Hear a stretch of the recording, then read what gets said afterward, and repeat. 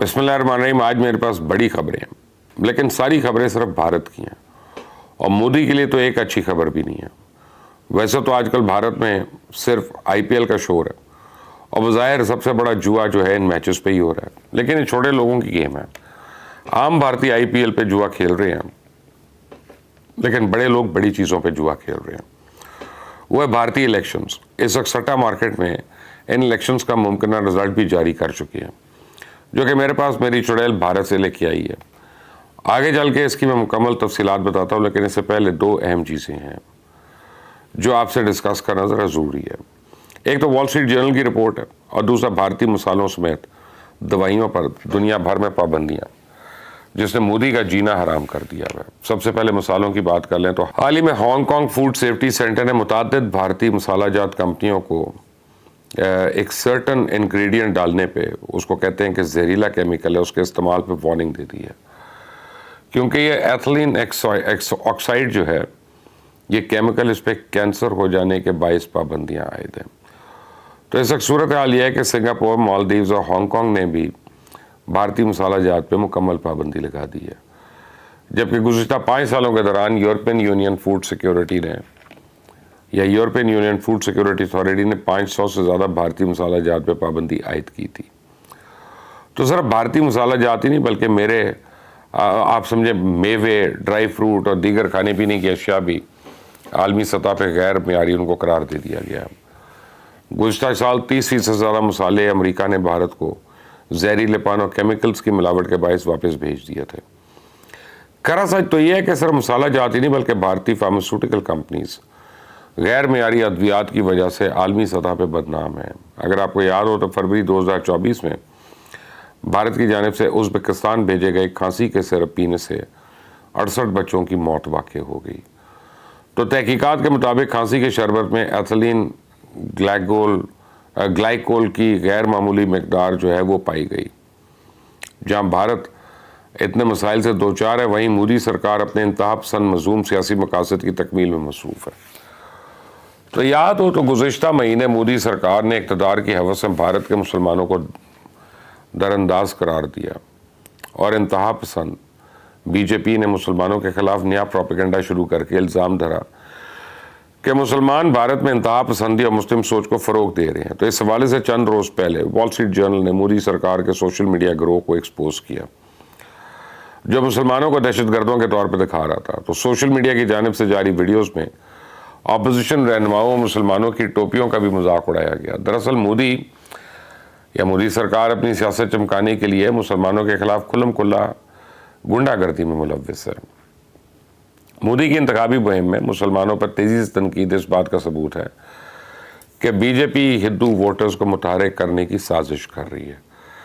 BJP की इंतहापसंद policies के बाद मुसलमान, सिख, ईसाई और तमाम अक़लियतें बदतर ज़िंदगी गुजारने पर मजबूर हैं। इंसानी हकूक़ की तंजीमों ने भी भारत को अक़लियतों के लिए ख़तरनाक मुल्क करार दिया। तो इस हवाले से सरबराह अमेरिकन कमीशन बराए मजहबी आज़ादी का कहना है कि मोदी के इक़्तिदार में आने के बाद से भारत में मजहबी आज़ादी शदीद तनज़्ज़ुली का शिकार हुई है। तो वैसे ही मोदी का पुराना तरीका है वारदात, और इसमें वो कामयाब भी रहा है कि कभी मुसलमान, कभी दहशतगर्द, कभी कश्मीर, कभी पाकिस्तान कार्ड खेला, वो इलेक्शन जीतता आया। तो इस बार भी वही हरबे इस्तेमाल हो रहे हैं। बहरहाल भारत के आम इंतखाबात में चौथे मरहले में अब दाखिल हो चुके हैं और इस मरहले में भारतीय शहरी पार्लियामेंट के 96 अरकान को मुंतखब करने के लिए वोट डाल रहे हैं। इन इलेक्शन में दो बड़े हेवी वेट्स लड़ रहे हैं। एक वज़ीर आज़म नरेंद्र मोदी की हुक्मरान जमात बीजेपी और इंडियन नेशनल डेवलपमेंटल अलायंस है, और 26 जमातों का ये इत्तेहाद है, जिसकी क़यादत मरकज़ी अपोजिशन पार्टी राहुल गांधी की इंडियन नेशनल कांग्रेस कर रही है। तो इन इलेक्शंस के रिजल्ट को लेकर सट्टेबाजों की राय कुछ और है, जबकि भारतीय सियासी तज्ज़ियाकार कुछ और कह रहे हैं। दोनों की राय आपके सामने रख देता हूँ, फैसला आप खुद कर लीजिएगा। भारतीय तज्ज़ियाकारों का कहना है कि इलेक्शन मोदी के हाथ से फिसल चुका है और अब इनकी बौखलाहट साफ होकर झलक रही है कि जैसे जैसे इलेक्शन मोदी के हाथों से निकल रहा है, वैसे वैसे उत्तर प्रदेश के वज़ीर आला योगी आदित्यनाथ और मरकज़ी वज़ीर दाखिला अमित शाह जैसे बीजेपी के रहनुमा फ़िरका वराना आग को और हवा देने लगे हैं। तो तज्जियाकारों का कहना है कि कांग्रेस और इसके लीडर राहुल गांधी की इंतखाबी मुहिम में जो शिद्दत आई है इसने मोदी सरकार के होश उड़ा दिए हैं। 2014 में मोदी इसी तरह हमलावर होते थे और कांग्रेस दिफाई लड़ाई लड़ रही थी। तब कांग्रेस का हर दाव उल्टा पड़ रहा था और आज वही कैफियत मोदी की है। मोदी के बारे में आवाम में ये सोच पनप रही है कि वो लोगों के सामने स्टेज पे आके बहस की हिम्मत नहीं रखते।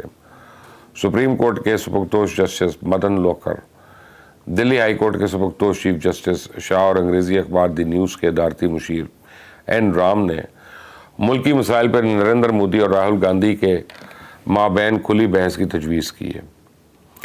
राहुल गांधी ने तो रजामंदी जाहिर कर दी, लेकिन मोदी अभी तक खामोश है। न सिर्फ इलेक्शन कमीशन पर मोदी के हक में बदतरीन जानबदारी का इल्ज़ाम लग रहे हैं, बल्कि इंतज़ामिया भी मोदी सरकार के हक में सरगर्म है।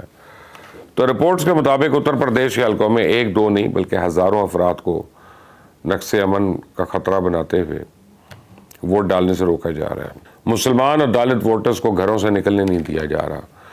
नकाब पोश मुस्लिम खवातीन के साथ भी ये खुलेआम बदतमीज़ी की जा रही है ताकि वोट ही न देने जा सकें। तो तज्जियाकारों के मुताबिक भारतीय इलेक्शन कमीशन ने पहले 2 मरहलों में होने वाली पोलिंग के आदाद व शुमार जारी करने में पहले तो गैर मामूली ताख़ीर की, फिर पोलिंग में 6-7% गैर मामूली इजाफा दिखाया। कांग्रेस के जो सदर हैं उन्होंने भी इस बात पर इलेक्शन कमीशन को खत लेकर एहतजाज किया। तज्जियाकारों का कहना है कि इंतखाबात इंतहाई अहम है। अगर कांग्रेस हार गई तो भारत में इंतशार खाना जंगी और कॉर्पोरेट लूटमार ही बचेगी और जमहूरियत का चेहरा पूरी तरह मस्क हो जाएगा। तो अब आते हैं उस तरफ जिसमें मैंने शुरू में आपसे जिक्र किया था कि जवारी जो है भारतीय इलेक्शंस को कैसे देख रहे हैं और किसकी जीत से पेशन गोई की जा रही है। तो मेरी चुड़ैल जो सट्टा बाजार से रिपोर्ट लेकर आई है उसके मुताबिक बीजेपी 335 सीट्स निकाल रही है, 3 से लेकर 335, जबकि एनडीए 385 से 390 सीट्स, जबकि आईएनसी 27 से 34 सीट्स निकाल रही है। मतलब मोदी इलेक्शन हार सकता है। और वैसे यहाँ ये पहले आपको बता दूं कि भारतीय जवारी और सट्टेबाजों की पेशन गोइयाँ जो हैं गुज़श्ता कई दहाइयों में कभी गलत नहीं साबित हुई हैं। वैसे 4 जून को पता चल ही जाएगा कि इस बार भारत में किस्मत का सिकंदर कौन बनता है। आपकी क्या राय है मुझे ज़रूर बताइएगा, कमेंट्स में लिख दीजिएगा। Will wait for your answers. Until the next time, अल्लाह हाफिज़।